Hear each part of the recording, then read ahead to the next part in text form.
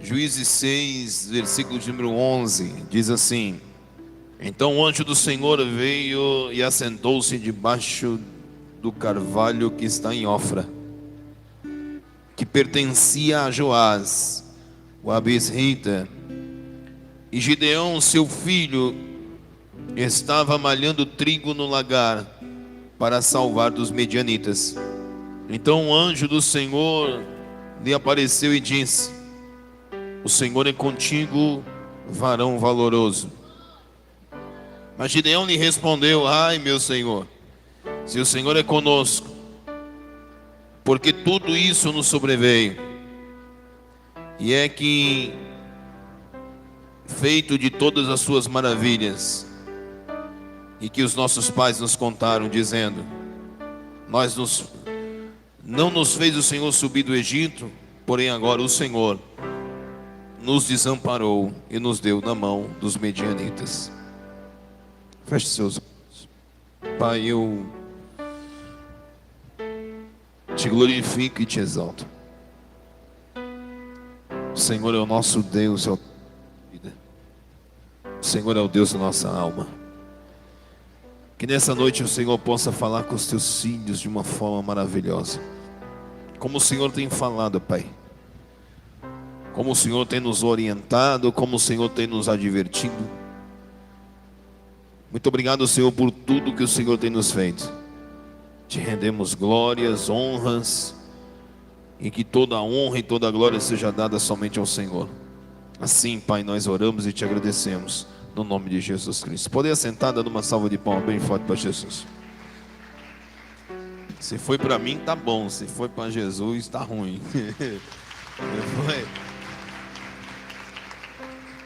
Para mim, até que os dedinhos valem, mas para Jesus é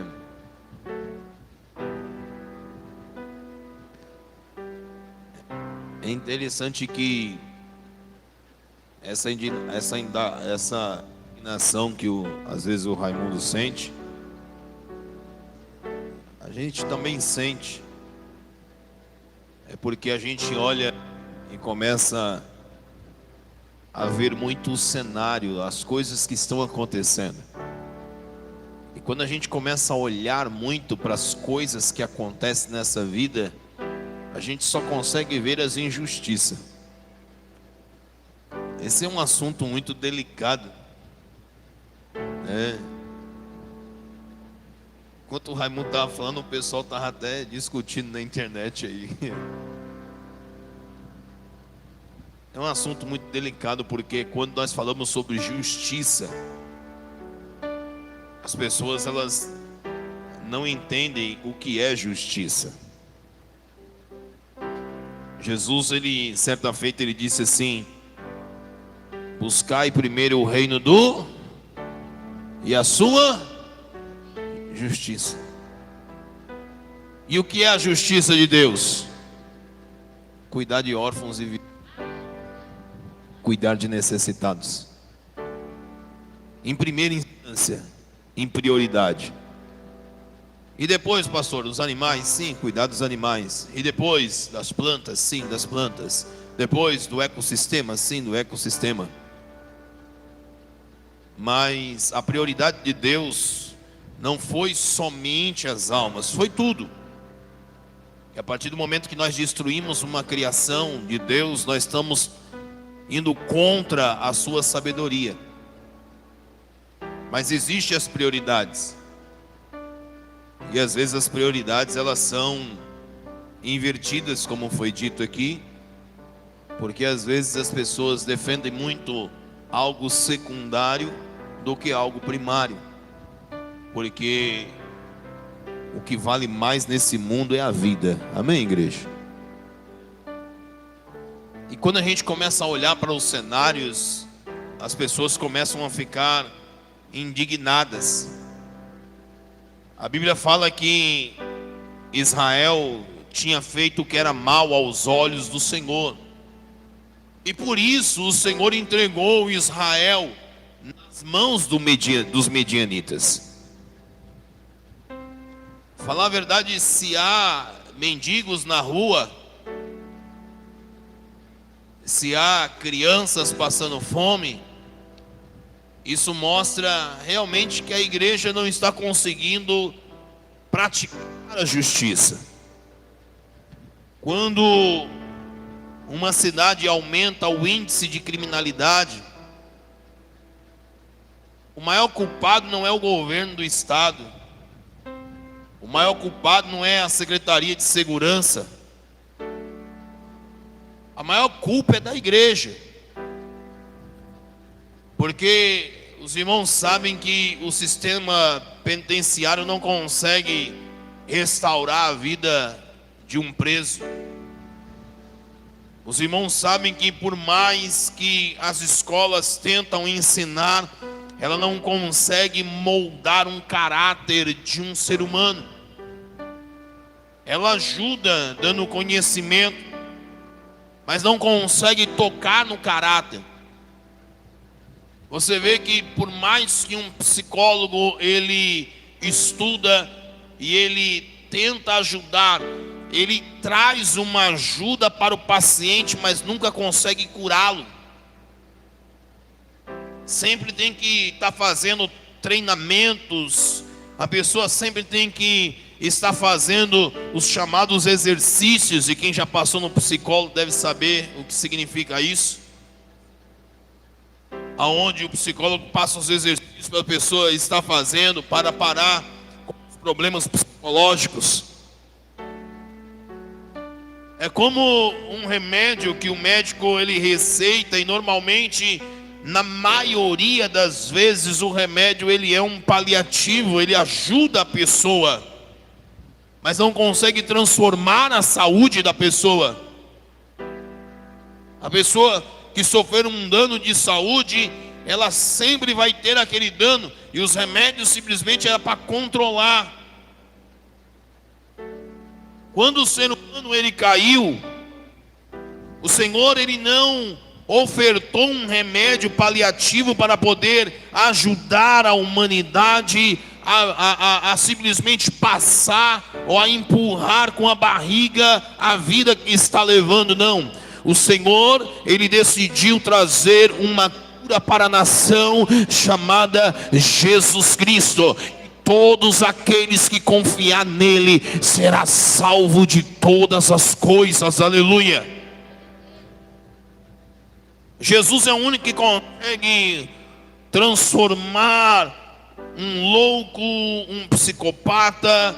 Jesus é o único que consegue transformar um doente e trazer saúde a ele, a mudar um caráter desviado de uma pessoa. Jesus é o único que consegue convencer o traficante de parar de traficar, o bandido de parar de roubar, aquele enganador parar de enganar, a mulher da vida parar de vender o seu corpo. Ele consegue fazer com que aquele homem ou aquela mulher pare de ter triângulos amorosos. Entenda uma coisa, a palavra de Deus, ela é a única que pode transformar a vida, porque a palavra de Deus, ela é viva e eficaz, ela é apta a discernir as intenções do coração, ela consegue dividir entre juntas e medulas a alma e o espírito, e ela consegue transformar a vida de qualquer um que abrir o coração para ouvir esta palavra, aleluia.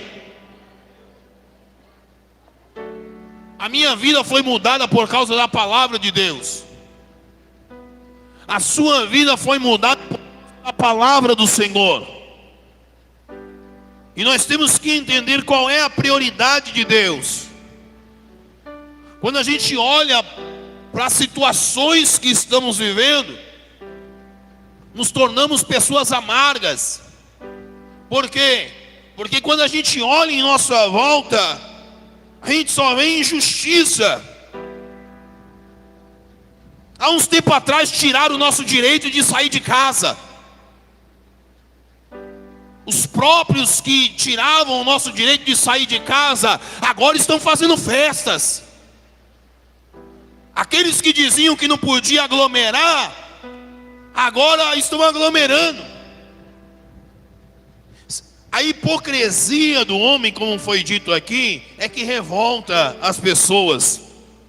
Mas o que eu faço para que a revolta não venha sobre a minha vida? Eu olho para o autor e consumador da minha fé, que é Jesus Cristo. Gideão era um homem revoltado. Gideão era um homem que olhava para a situação e ele se revoltava porque ele não conseguia entender tamanha injustiça. Israel tinha sido entregue nas mãos dos medianitas, porque eles fizeram o que era mal aos olhos do Senhor, e por isso o Senhor entregou, o próprio Deus entregou o povo de Israel 7 anos na mão do inimigo. E Gideão malhando trigo no lagar, sofrendo, e de repente aparece quem? O padeiro, sim ou não? Aparece o leiteiro, sim ou não? Quem da época do leite aí, que a pessoa vendia leite na porta? Não? O açougueiro que chegava lá, foi sim ou não? Apareceu, foi um anjo para ele. Apareceu, foi um anjo. E olhou para ele e disse assim: Gideão, peraí. O anjo conhecia o nome de Gideão. O anjo que veio dos céus, ele só veio trazer um recado, entenda. O anjo, ele não errou de endereço, ele não errou de nome. O anjo simplesmente foi debaixo de um carvalho do pai de Gideão. E ali ele se assentou ali e esperou Gideão. Olhou para Gideão e disse: Gideão, homem valente e valoroso.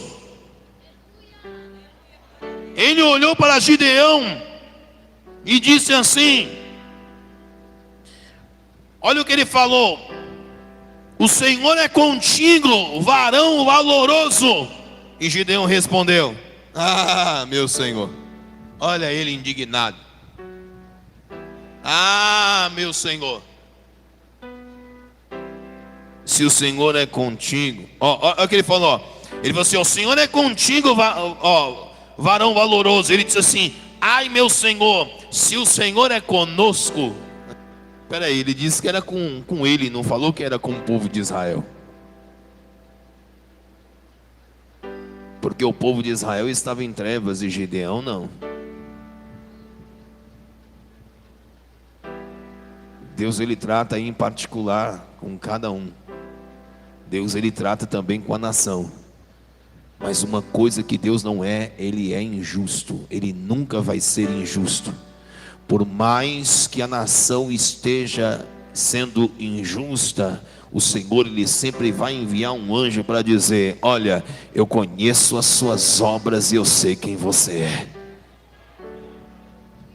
O Senhor nunca vai praticar injustiça contra a sua vida, porque ele é justo. Quem crê que ele é justo, levante a sua mão e dá uma glória a Deus. Só que Gideão falou assim: se o Senhor fosse conosco, por que é que tudo isso nos sobreveio? E que é feito de todas as suas maravilhas? O que ele quis dizer? O que aconteceu com as suas maravilhas, com as maravilhas que os nossos pais contavam? Nós estamos vivendo no opróbrio, nós estamos vivendo na miséria, nós estamos passando por dificuldade. Gideão, ele está olhando para a injustiça. Irmãos, não olhe para a injustiça. Porque quando você atenta para a injustiça, você é como se você estivesse recolhendo a mão de Deus. O mundo pode ser injusto, mas nós servimos o justo juiz, aleluia. Que é só você ficar clamando e dizendo: faça justiça na minha causa, faça justiça na minha causa, faça justiça na minha causa.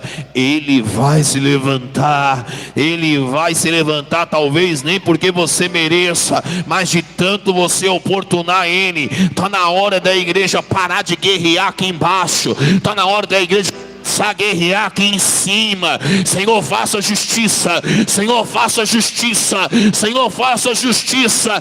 Que os o Deus de justiça, Ele fará justiça sobre a nossa vida, e Ele vai mostrar que, independente das coisas que estejam acontecendo, Ele ainda está no controle de tudo.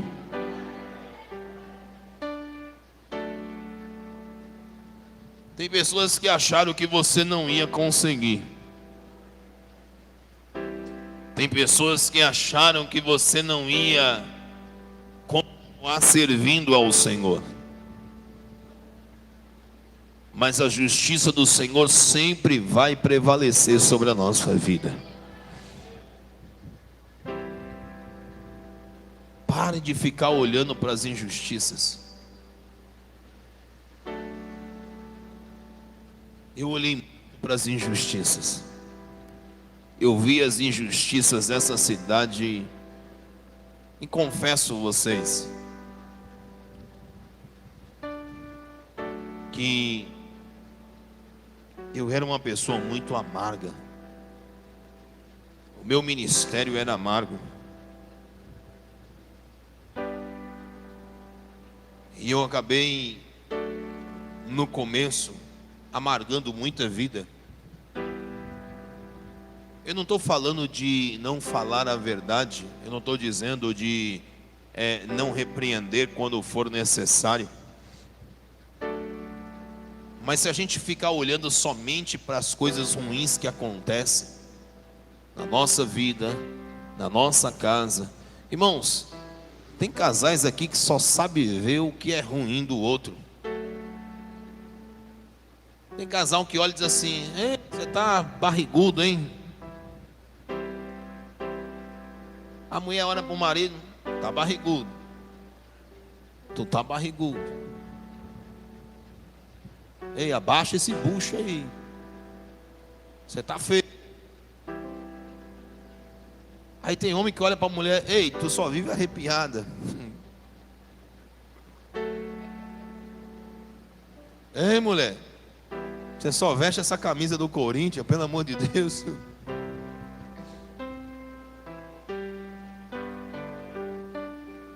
Irmãos, a gente tem uma mania de só ver as coisas ruins que estão acontecendo. O anjo queria dar uma lição para Gideão. Ei, Gideão, tu é valente e valoroso, cara. O Senhor é contigo. E ele: mas peraí, não. Se o Senhor fosse conosco, essas coisas não teriam acontecendo comigo. Isso não estava acontecendo, não. Por quê? Porque Gideão só estava olhando para o cenário atual. E se a gente olhar para o cenário atual, irmãos, é desanimador. Às vezes eu vejo coisas nessa cidade que é vontade de tirar um sapato assim, dar na testa assim, ó, de algumas pessoas dessa cidade. É desanimador. Falar a verdade, parece que brincam com a gente, brincam com as nossas famílias, brincam com a cidade. E a gente fica olhando assim, a gente olha para um lado e olha para o outro e diz assim: rapaz, será que ninguém vai dar um grito, ninguém vai fazer nada? Tem época que a gente apanha, e a gente não fala nada. É uma injustiça. Fazem o que quer, falam o que quer, governam a nossa vida do jeito que quer, e a gente é obrigado só a obedecer. Sim. Daqui a pouco os próprios que criam regras fazem umas lambanças horríveis, que a gente fica besta de ver e fala assim: meu Deus do céu, eu não sei quem é mais besta, se é ele ou se é a gente. Se a gente ficar olhando essas injustiças, quando o Senhor visita a gente, quando o Senhor se aproxima da gente e quer falar com a gente está com um bico desse tamanho para o Senhor.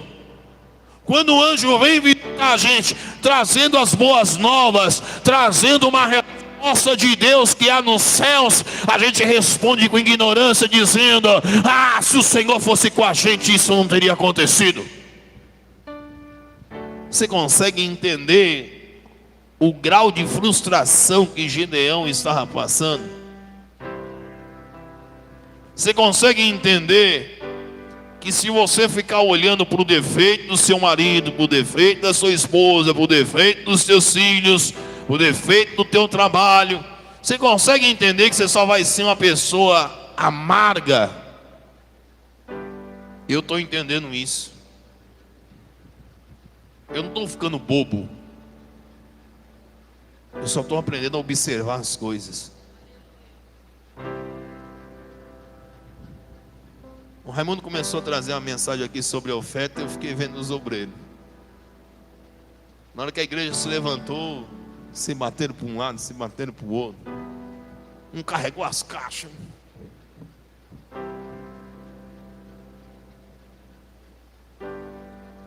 Ia adiantar alguém brigar? Pastor, como que faz para despertar? Ué, é aprendendo, é vendo. A gente tem que ter paciência. Deixa aí os obreiros aí. Eu, por mim, eu não falo nada mais. Deixa aí. Sabe por quê, filhinhos? Tem coisa que a própria vida nos ensina. A Bíblia diz que nós temos que ser, no mínimo, inteligente. O inteligente aprende com os seus erros, e o sábio aprende com o erro dos outros. Então olha para essa pessoa mascarada aí. Se tiver alguém mascarado do seu lado, diga para ele assim, ó. Se você conseguir falar, não sei, né? Porque não dá nem para ouvir, né? A máscara tampa. Fala bem assim, ó. Seja pelo menos inteligente. Pelo menos isso. Irmãos, eu não quero ser sábio, eu só quero ser um pouco, só quero tentar ser inteligente, aprender com os meus erros. Irmãos, é tão bom a gente aprender com os nossos erros. Tem coisas que eu não me preocupo mais, porque eu sei que a preocupação não vai me levar a nada, a não ser um princípio de infarto. Quem sabia que 80% dos pastores morrem do coração? Quem sabia disso? É verdade. Por quê, pastor? Não sei. Eu não sei, talvez é porque as ovelhinhas dão trabalho demais. Faz é matar os pastores do coração. Tem gente que está aqui sentado que eu já passei tanta raiva, que se eu tivesse com o coração ruim eu já tinha ido. Hoje eu fui aconselhar uma pessoa. Rapaz, a minha vontade foi de tirar a cinta e dar umas lapadas. Aí eu olhei para a pessoa assim e falei assim: ei, se tu tivesse me ouvido há uns 3 meses atrás. Acertei? Peraí, deixa ela entregar o casal, peraí. Acertamos um. É verdade. Nós acertamos um casal. Isso é verdade.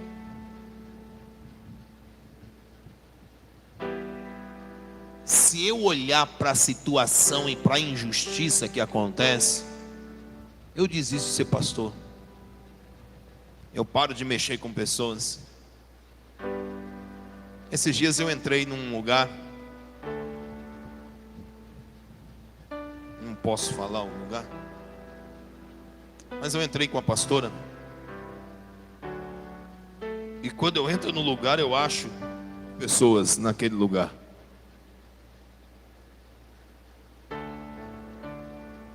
Eu fui lá, negócio. E as pessoas estavam praticando coisas que não deviam.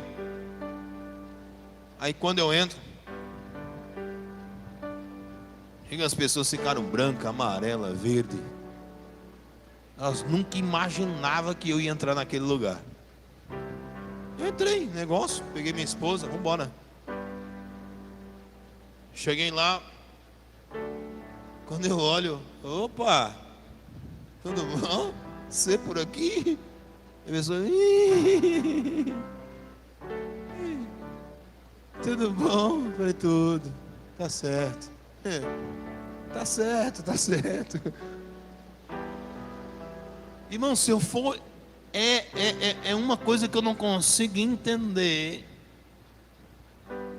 Eu não consigo entender. Mas se eu for olhar para isso, eu desanimo. Eu paro. Então o que eu tenho que fazer? Eu tenho que olhar para as promessas de Deus na minha vida. Eu tenho que olhar para aquilo que Ele me disse lá atrás. Se as coisas não estão saindo do jeito que eu quero, então eu tenho que fazer alguma coisa. Não adianta eu ficar só reclamando. A igreja eu vivia reclamando com a igreja. Não adiantava nada, só trazia inimizade. O povo ficava era valente comigo. Não adianta. O que eu tenho que fazer? Eu tenho que instruir e orar. E deixar Deus fazer. Sabe qual é a palavra de hoje? Para todos nós? Nem por força, nem por violência, mas sim pelo meu espírito. Tem gente que quer trazer um marido na marra para a igreja. Para com isso. Larga a mão de ser isso aí. É feio para você. Tem homem que quer trazer a esposa na marra. Tem filho que quer trazer a mãe na marra. Tem mãe que traz o menino, a menina na marra, fica aí. Eu lembro igual um dia da vozinha lá. Lembra da vozinha? A vozinha trouxe a neta na marra. Aí a neta ficou na rua, hein? Na calçada. Não quis nem entrar na igreja. Valente. Aí ficou lá. E aí de repente nós fizemos uma oração e a moça passou mal. Veio à frente. Agora eu pergunto para vocês, adiantou o quê? Cadê a moça? Nunca mais veio. Às vezes a gente quer ganhar as coisas num grito, às vezes a gente quer ganhar as coisas. Rapaz, eu já ouvi esposo de irmãs daqui dizer assim: pastor, eu não aguento minha mulher. Eu não aguento. Falar a verdade, eu não fui até agora para a igreja por causa dela. É demais. É uma pessoa amarga demais. E aí as pessoas têm a visão que aqui é uma coisa terrível. É como o povo de Israel vira para Arão e diz assim: faça deuses para que a gente possa adorar, enquanto esse Moisés não volta. Eles pediram, foram um Deus, não pediram um bezerro de ouro. Quem apresentou um bezerro de ouro foi Arão, porque aquilo estava no coração dele. Tem parentes, irmãos, que acham que servir a Deus é luta, é prova, é coisa ruim, que aqui você vai perder a vida, que não vai ter graça, que você vai ficar vindo para a igreja. Como eles usam a expressão, sendo rato de igreja. Eles usam essa expressão. Por quê? Porque a gente não consegue despertar naqueles o desejo de adorar. Por quê? Porque ao invés de apresentarmos um Deus invisível, poderoso e majestoso, nós apresentamos um bezerro de ouro. Que para ser formado o bezerro, tem que ser arrancado coisas da gente. Você pode ver, tem pessoas que aceitam Jesus, aí vira para mim e diz assim: pastorinha, como que é? Agora eu vou ter que trocar todo o meu guarda-roupa, né? Eu falei assim: não sei, que tá com cupim? Não, é por causa das roupas. Eu falei: mas o que tem as roupas? Agora tem que ser roupa de crente. Falei, e aí, como é roupa de crente?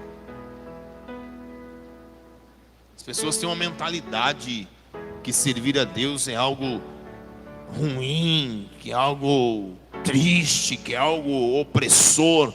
Irmãos, servir ao Senhor é ter liberdade no seu espírito. Escravo eu já era lá no mundo, agora eu sou liberto em Cristo Jesus. Só que a minha liberdade não dá vazão para me pecar. Ah, então tá bom, pastor. Então bota uma mini saia, eu saio aí sem camisa, o homem todo, né, tá fazendo academia. A liberdade cristã não dá condições do cristão pecar. As pessoas, elas confundem liberdade com libertinagem. É diferente. Se a gente for começar a olhar para a situação, a gente vai ser uma pessoa frustrada igual o Gideão, malhando o trigo no lagar, recebe a visitação dos céus e continua carrancudo.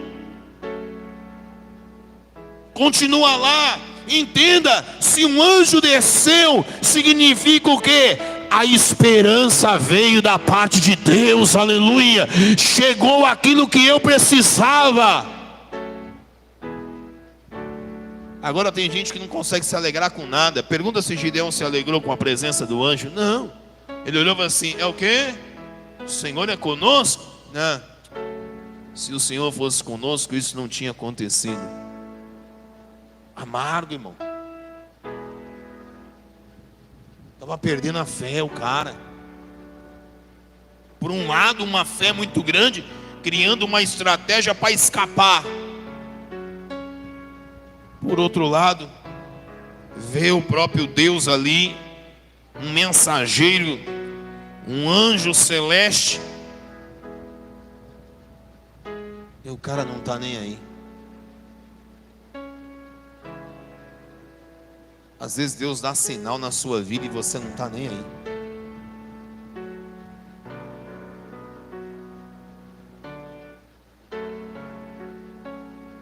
Não é ingratidão, irmãos. São pessoas que estão frustradas. A gente tem que combater as frustrações. A pessoa aceita Jesus hoje, as coisas não saem da forma que ela quer, ela já quer abandonar Jesus. É como um menino que pega, fala para o pai: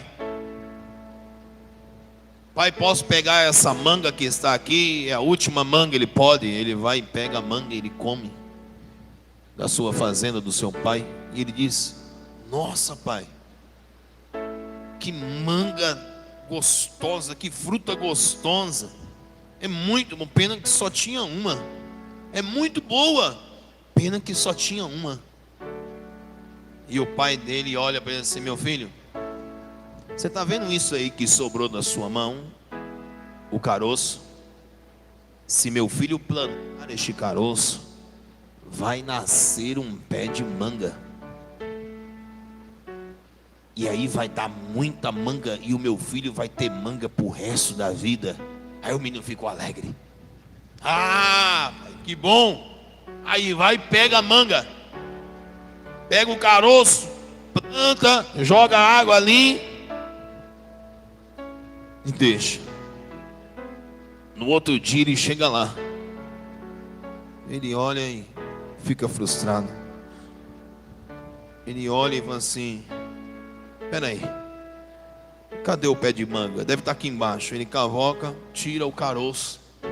Ele vira para o pai e diz assim: pai,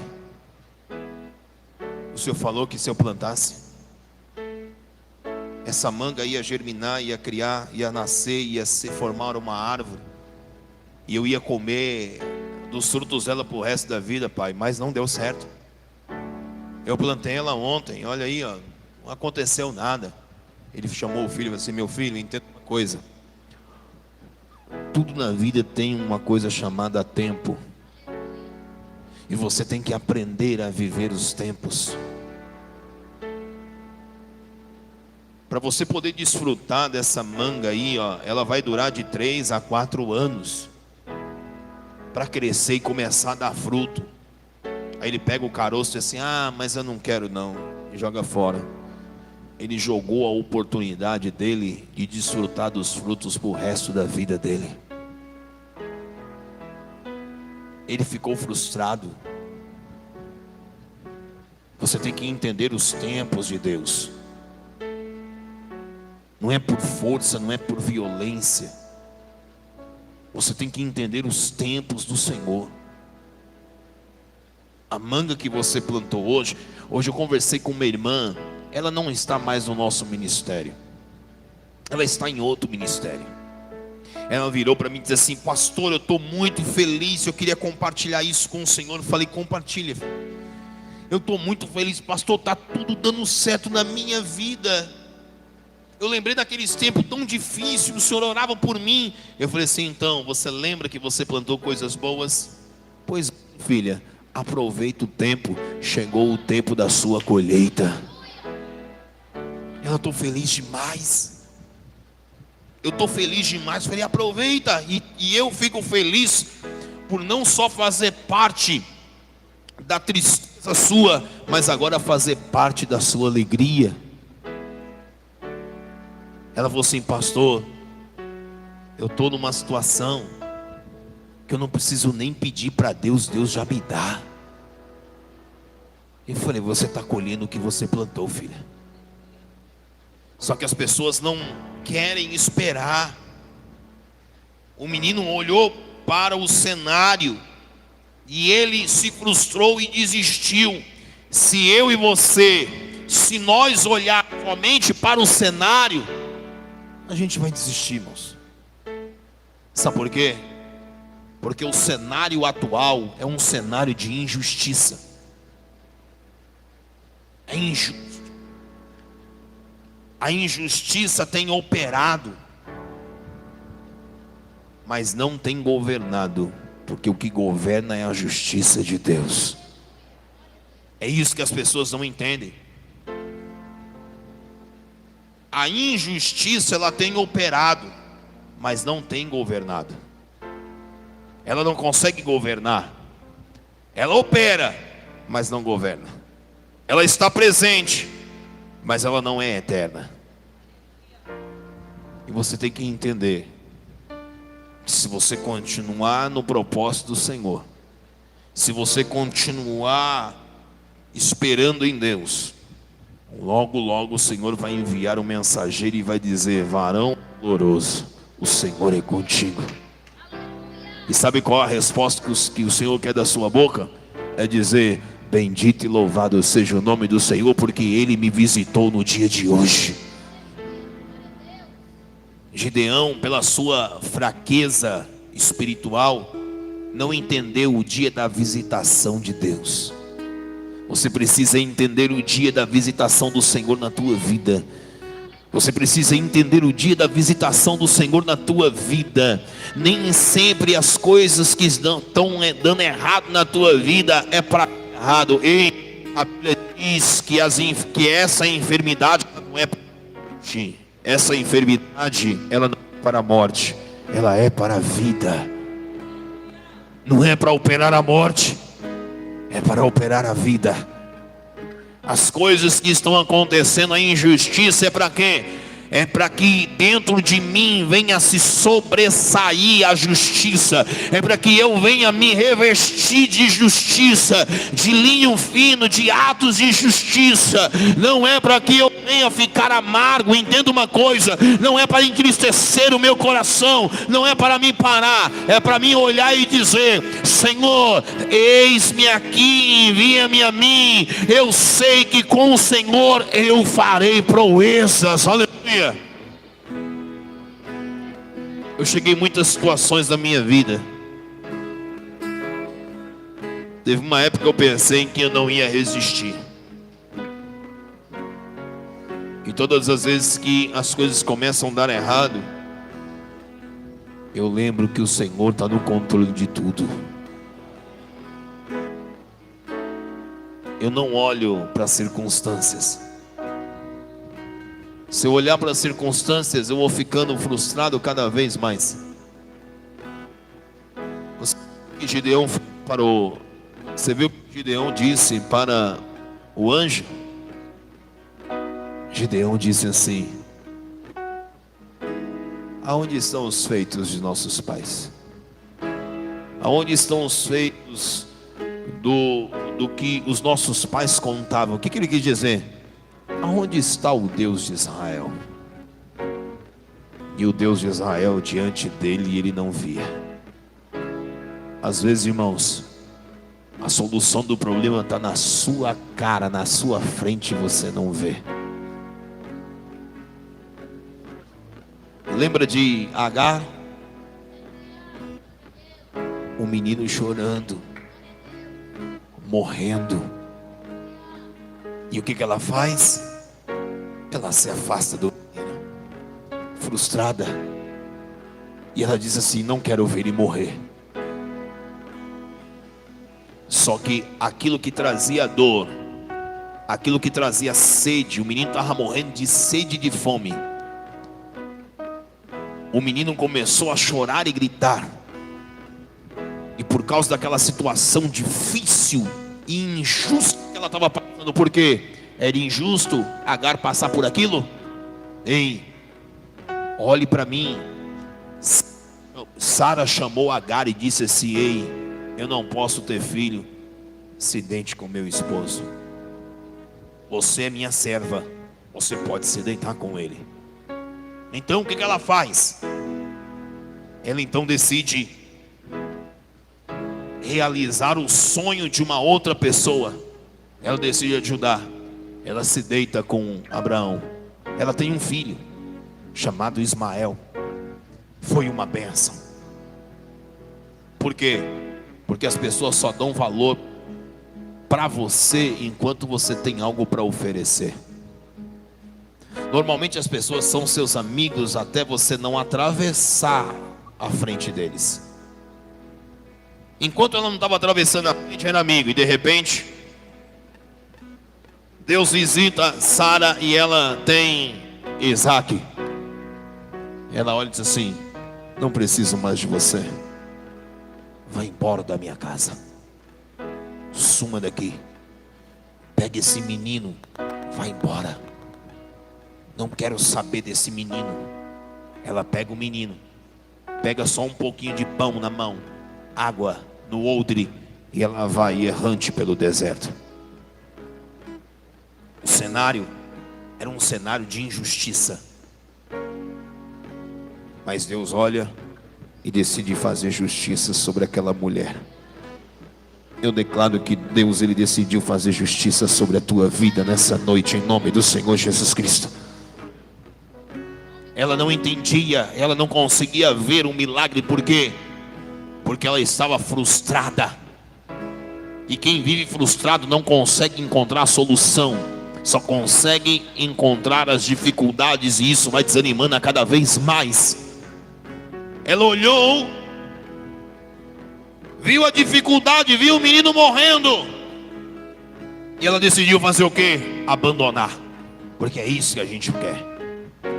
Nós não queremos lutar, nós queremos abandonar, porque abandonar é mais fácil. Deixar é mais fácil. Então ela deixa o menino.